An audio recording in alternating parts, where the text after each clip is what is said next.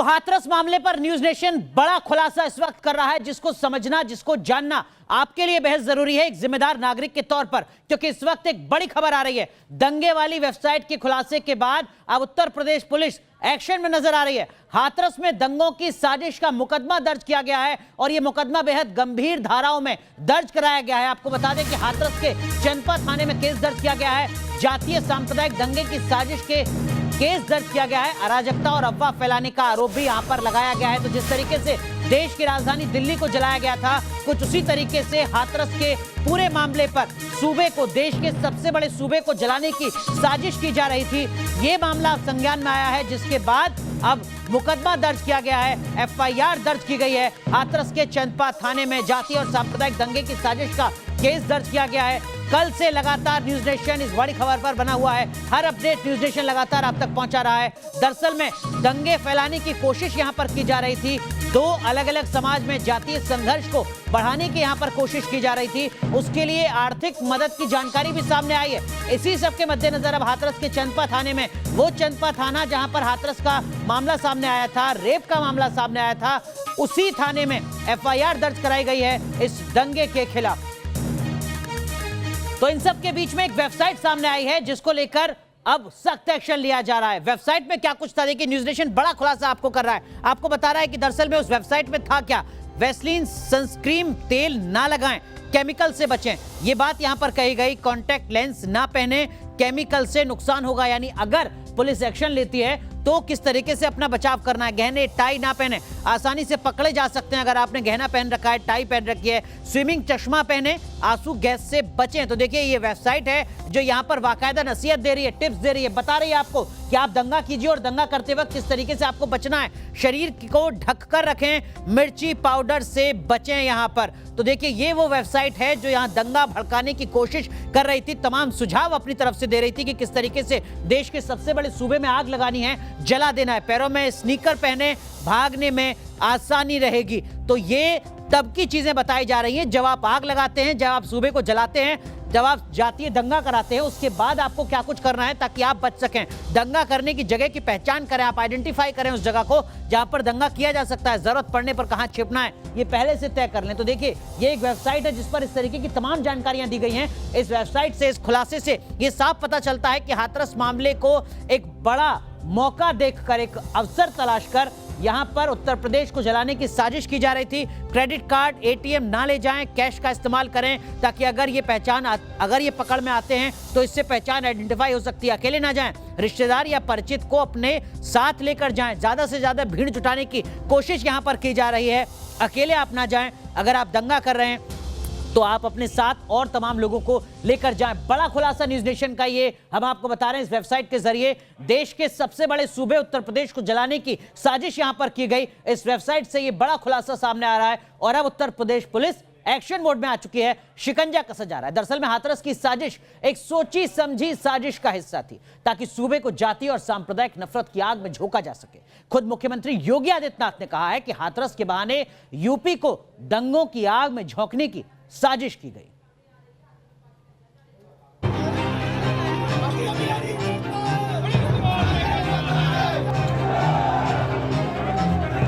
Hathras case पर पूरे देश में उबाल आ गया।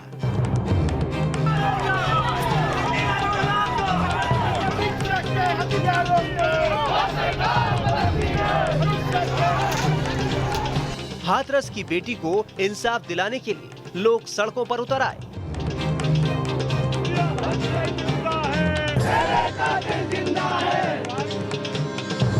सूबे से लगभग खत्म हो चुकी कांग्रेस और सत्ता से बेदखल हो चुकी समाजवादी पार्टी जैसे राजनीतिक दलों ने अपनी सियासी जमीन मजबूत करने के लिए इसे बड़ा मुद्दा बना लिया। सरकार की मजबूत घेराबंदी करने की कोशिश की जाने लगी। दूसरी ओर सीएम योगी ने विपक्ष के कुछ सोचने के पहले ही सीबीआई जांच की सिफारिश कर दी। लेकिन इस बीच जांच एजेंसियों के हवाले से हाथरस के बहाने सूबे में जातीय दंगे कराने की बड़ी साजिश के सुराग मिले हैं। अभी तक जो जानकारी मिली है उसके मुताबिक हाथरस के बहाने पूरे सूबे को दहलाने की साजिश रची गई थी। जांच एजेंसियों को पीएफआई, एसडीपीआई और माफिया गुटों की मिलीभगत के सुराग मिले हैं। हाथरस की आड़ में सूबे में जातीय दंगे भड़काने की साजिश रची गई थी। इसके लिए अफवाह और फर्जी सूचनाएं फैलाई गई। साजिश में सीएए के उपद्रव में शामिल रहे संगठनों की भूमिका भी मिली। साजिशन पीड़िता की जीप काटने, अंग भंग करने और गैंगरेप करने की अफवाह उड़ाई गई। चंडीगढ़ की तस्वीर को हाथरस की तस्वीर बताया गया। पीड़ित परिवार को भारी रकम देने की पेशकश की गई। एक ऑडियो टेप में महिला पत्रकार परिवार को भड़काती सुनी गई। एक चैनल के स्क्रीनशॉट में छेड़छाड़ कर फर्जी पोस्टर बनाए गए। इतनी बड़ी साजिश का सुराग मिलने के बाद मुख्यमंत्री योगी आदित्यनाथ ने खुद मीडिया के सामने इस बात का खुलासा किया। जिसे विकास अच्छा नहीं लग रहा है, वे लोग देश में भी और प्रदेश में भी दंगा, जातीय दंगा भड़काना चाहते हैं, सांप्रदायिक दंगा भड़काना चाहते हैं। इस दंगे की आड़ में विकास रुकेगा, इस दंगे की आड़ में उनकी रोटियां सेकने के लिए उनको अवसर मिलेगा। हालांकि विपक्ष का कहना है कि इस साजिश की बात कहकर सरकार लोगों को गुमराह करने की कोशिश कर रही है, क्योंकि सूबे की कानून व्यवस्था की जिम्मेदारी सरकार की होती है। सरकार को कार्रवाई करनी चाहिए। पूरे मामले को गुमराह करने की साजिश है। अगर समाज के अंदर में कानून व्यवस्था खराब होती है तो इसकी जिम्मेदारी सरकार की होती है। सरकार को इसकी जिम्मेदारी लेनी चाहिए। जो कानून तोड़ने की कोशिश करेगा उसके ऊपर कानूनी कार्रवाई होनी चाहिए। यूपी पुलिस के आला अधिकारियों का कहना है कि फिलहाल मामले की जांच चल रही है और जांच रिपोर्ट आने के बाद ही इसका पूरा खुलासा किया जाएगा। हाथरस में जो घटना हुई है सर, कहा जा रहा है उसके पीछे कुछ एंटी सोशल एलिमेंट्स हैं सर, जैसे पीएफआई जैसे लोगों ने वो मामला भड़काने की कोशिश करी सर। अभी विवेचना चल रही है इस संबंध में। विवेचना के बाद एसआईटी की जांच आने के बाद से पूरा इसका खुलासा सर कुछ हाथरस में जो हुआ वो काफी दुखद था, लेकिन इस मसले को लेकर जिस तरह यूपी को हिंसा की आग में झोंकने की साजिश रचने का खुलासा हुआ है वो काफी चौंकाने वाली बात है और जांच एजेंसियों को इसकी तह तक जाकर इसका खुलासा करना चाहिए ताकि देश को झुलसाने की साजिश करने वाले चेहरों से मुखौटा हटाया जा सके। Team news nation. तो आपको बता दें कि हाथरस कांड पर उत्तर प्रदेश के मुख्यमंत्री योगी आदित्यनाथ का बड़ा बयान सामने आया है। उत्तर प्रदेश में जातीय दंगा फैलाने की साजिश की गई थी। इस बात को खुद उत्तर प्रदेश के मुख्यमंत्री योगी आदित्यनाथ कह रहे हैं। वो इस आरोप पर, इस साजिश पर मोहर लगा रहे हैं। एमनेस्टी इंटरनेशनल जैसे संगठन भी इस साजिश में शामिल थे। बड़ा आरोप यहां पर योगी आदित्यनाथ ने लगाया है। विरोधियों की इस साजिशों को कामयाब नहीं होने देंगे, ये बात भी यहां पर कही है। योगी आदित्यनाथ ने क्या कुछ कहा, सुनिए जरा। उत्तर प्रदेश में अभी कितनी भीषण जातीय और सांप्रदायिक दंगे की नींव रखी गई थी। एमनेस्टी इंटरनेशनल जैसे संगठनों के माध्यम से, विदेशी फंडिंग के माध्यम से कैसे कैसे लोग, राजनीतिक दलों के लोग, विभिन्न संगठनों के लोग किस तरीके से दंगा कराने पे उतारू थे। यह दृश्य आपने देखा होगा, पिछले एक सप्ताह से आप देख रहे होंगे कैसे माहौल को खराब करने का प्रयास हो रहा है। ये षड्यंत्र होते रहेंगे, लेकिन हमें आगे बढ़ना है। तो बड़ी खबर, बड़ा खुलासा न्यूज नेशन का। सीधा रुख करते हैं, हमारे सहयोगी हमारे साथ जुड़ रहे हैं। हाथरस से हमारे सहयोगी राहुल डवास हमारे साथ जुड़ रहे हैं और लखनऊ से मेरे सहयोगी अविनाश हमारे साथ जुड़ रहे हैं। अविनाश, इस वक्त की क्या कुछ अपडेट है? बड़ा खुलासा यहां पर न्यूज नेशन कर रहा है और लगातार जो साजिश की जा रही थी उसको एक तरीके से सामने रखा गया है। एक्शन पर अपडेट क्या है इस वक्त का? बिल्कुल अनुराग, देखिए हाथरस की घटना की आड़ में और पीड़ित परिवार को न्याय दिलाने की आड़ में उत्तर प्रदेश को हिंसा की आग में झोंकने की साजिश रची जा रही थी और इस बात का खुलासा हो चुका है।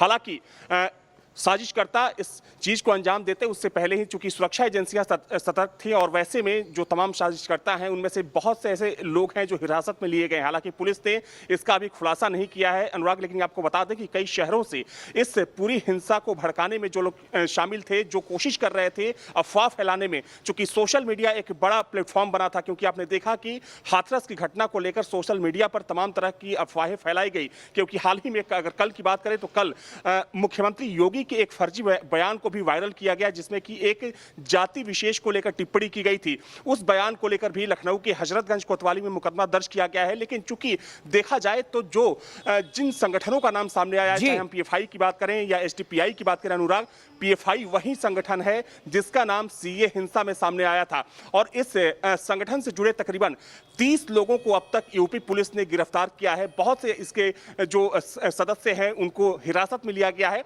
हालांकि हाल ही में जिस तरीके से पीएफआई की भूमिका काफी संदिग्ध नजर आई, जब भूमि पूजन होना था उसको लेकर भी पीएफआई की तरफ से कहा गया, पीएफआई के जरिए कहा गया कि पीएफआई कहीं ना कहीं धार्मिक उन्माद फैलाने की कोशिश कर रहा है पूरे प्रदेश में। बिल्कुल जिस तरीके से हाथरस की घटना को लेकर ये नई जानकारी सामने आई है और खुद मुख्यमंत्री ने कहा कि इस घटना की आड़ में और मुख्यमंत्री ने तो अविनाश एमनेस्टी इंटरनेशनल तक पर सवाल यहां पर खड़े किए हैं, गंभीर सवाल यहां पर खड़े किए हैं।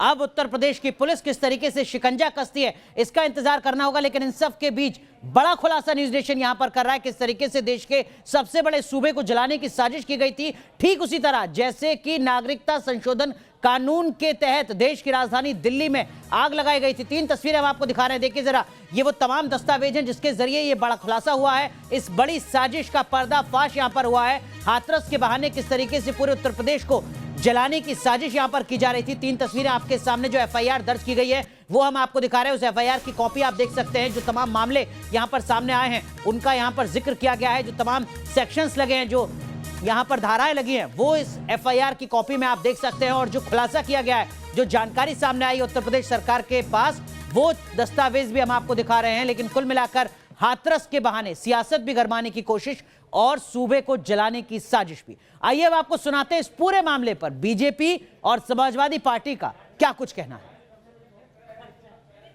उस घटना पर जो समाज को जलाने की जो कोशिश की गई है, जैसे आपने कहा सुनियोजित ढंग से दुष्प्रचार करना, फेक न्यूज फैलाना, ये सीधे सीधे समाज में दंगा कराने की कोशिश है। और मैं समझता हूं इसकी कड़ी जांच हो करके सभी दोषियों को सजा होनी ही चाहिए। एजेंसियां अब तक कहां सो रही थी, और अगर किया जा रहा है तो जांच करके आप उजागर करिए उसको। केवल अपराध यह है कि उस परिवार को न्याय नहीं देना चाहती योगी सरकार, और जो विपक्ष का नेता न्याय की बात कर रहा है, उस बेटी को न्याय दिलाने की बात कर रहा है, उस पर लाठीचार्ज, उस पर मुकदमे, उसको जेल। तो योगी जी आप क्या कर रहे हैं उत्तर प्रदेश में? अपनी नाकामी छिपाने के लिए जनरल डायर बन जाएंगे आप। तो इस साजिश के बड़े खुलासे के बीच आरोप प्रत्यारोपों का सिलसिला लगातार जारी है। हाथरस में मेरे सहयोगी राहुल डवास हमारे साथ बने हुए हैं। राहुल, न्यूज नेशन का बड़ा खुलासा और उस पर मोहर उत्तर प्रदेश के मुख्यमंत्री योगी आदित्यनाथ की भी, क्या कुछ हाथरस के लोग कह रहे हैं? क्या उनको इस बात का एहसास है कि कितनी बड़ी साजिश यहां पर होने जा रही थी?